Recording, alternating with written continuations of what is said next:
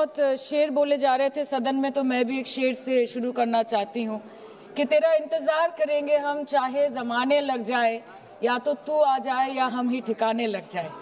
तो सर, ये शेर मुझे अच्छे दिन की याद दिलाता है, वो दिन के जिसका वादा था, इस सरकार के नेकी का जो इरादा था, जो इरादे 2014 में काफी बुलंद थे, पर 2024 के आते आते इनके नीतियों में कुछ थोड़े बहुत घमंड थे, जिस घमंड के चलते पूर्व में नोटबंदी और लॉकडाउन जैसी घटनाएं घटी और जिसके वजह से 700 से ऊपर किसानों की मौत हुई, और जिसके चलते मणिपुर पर प्रेसिडेंट्स रूल तो लागू किया गया, लेकिन बस यही बोलना था कि 22 महीने लग गए और कई लोगों की जानें चली गई। सर, मैंने आगे भी ये चर्चा की थी कि if president's rule was the only solution, why was it not imposed months ago when people were dying? जब हजारों की तादाद में लोग बेघर हो रहे थे, चारों तरफ आग जल रही थी, जब महिलाओं को विवस्त्र करके रास्ते पर घसीटा जा रहा था, जब सिर्फ भारत नहीं बल्कि पूरे विश्व मणिपुर की चर्चा और निंदा दोनों कर रही थी, तब आप कहां थे? Sir, this delay in imposing president's rule proves that the BJP leadership neither had the will nor the competence to handle the Manipur crisis, and the administration watched quietly as ethnic tensions spiraled out of control. Sir, मैं ज्यादा detail में नहीं जाऊंगी क्योंकि हमने चर्चा पहले भी की है, और आज लगभग 2:15 को हम मणिपुर पे आलोचना कर रहे हैं। इतना इंपॉर्टेंस अगर पहले दिया होता तो शायद इसकी नौबत ही नहीं आती। So this is what I think. पर सर, ये शर्मिंदगी की बात है कि आज भारत के एक राज्य में प्रेसिडेंट्स रूल है।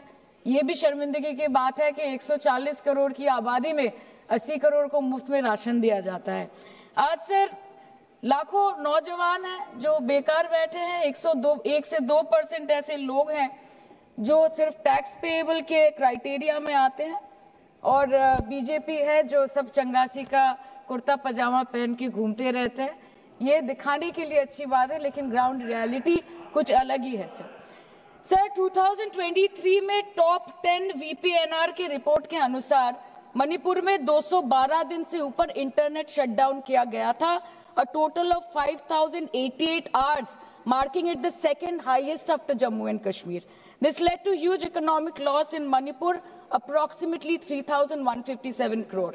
The economic blockade in Manipur affecting the two main national highway lasted for 66 days, with rough estimates of loss of around 250 crore per day, which is a whopping rupees 17,000 crores in over 2 months.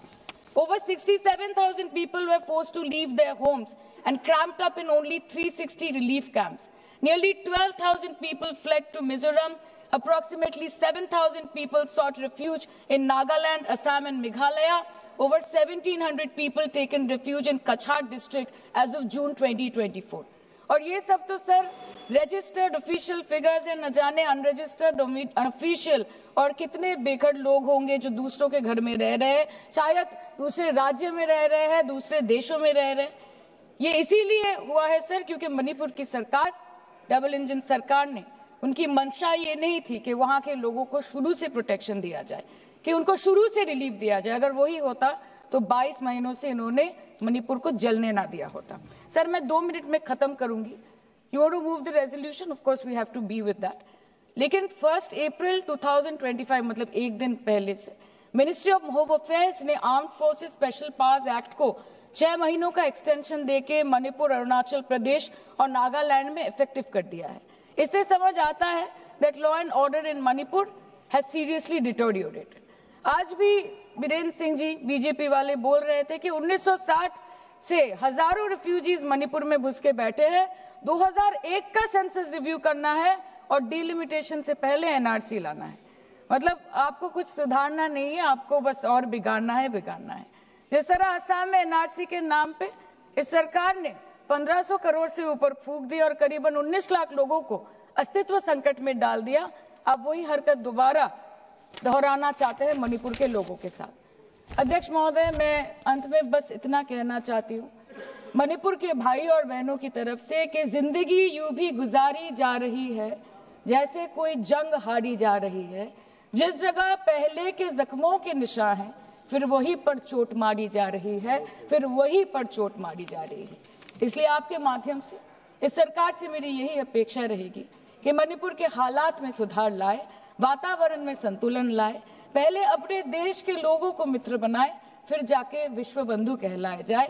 That the Home Minister and the Prime Minister should work overtime and step outside their comfort zone to address the needs of the people and restore normalcy at the earliest in Manipur. Thank you, sir. Thank you.